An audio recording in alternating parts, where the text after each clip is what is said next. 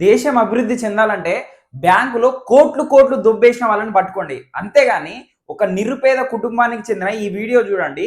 ఒడిషాలో జిత్తు అనే ఈ పర్సన్ ఉన్నాడు కదా! వీళ్ళ అక్క చనిపోతే, అక్క చనిపోయి కూడా 3 నెలలు అవుతుంది. ఇతను బ్యాంకు చుట్టూ తిరిగి అంటే ఆ అక్క వాళ్ళ బ్యాంకులో అయితే డబ్బులున్నాయన్నమాట. ఎంత 19,300 కోసం ఇతను బ్యాంకుకెళ్తే, లేదు మీ అక్కని తీసుకురా లేకపోతే ఆమె ప్రూఫ్స్ ఏమన్నా తీసుకురా అంటే అయినా కూడా ఇతను ఆ డెత్ సర్టిఫికేట్ కూడా తీసుకొని వెళ్ళడం జరిగిందనమాట. డెత్ సర్టిఫికేట్ తీసుకెళ్ళిన తర్వాత కూడా లేదు ఆమెనే రావాలని చెప్పి వాళ్ళు చాలా ఇబ్బంది అయితే పెట్టడం జరిగింది. ఆఖరికి ఇతను ఏం చేశాడంటే ఆ శవాన్ని ఎక్కడైతే పూడ్చిపెట్టారో ఆ డెడ్ బాడీని ఆ బ్యాంకుకి తీసుకెళ్లాడనమాట. తీసుకెళ్లేటప్పుడు కూడా మీరు చూడండి బై వాక్ 5 కిలోమీటర్లు తనని భుజాల మీద వేసుకొని మరి బ్యాంకుకి వెళ్ళి వాళ్ళ ముందు ఇదిగోరా బాబు ప్రూఫ్స్ అని చెప్పి సార్ మీకు దండం పెడితే డబ్బులు ఇవ్వండి అని చెప్పి అప్పుడు అడిగిండనమాట.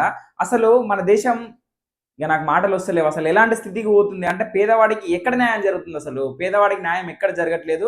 ఉన్నవాడు మాత్రం కోట్లు కోట్లు సంపాదిస్తున్నాడు. అసలు చిటికేసే పనులు అయిపోతున్నాయి. కానీ పేదవాడు చూశాడు కదా డెడ్ బాడీతో డెడ్ బాడీని తీసుకొని వెళ్ళి బ్యాంక్కి వెళ్తే తప్ప పని అవ్వే పరిస్థితికి అయితే ఇప్పుడు లేదనమాట.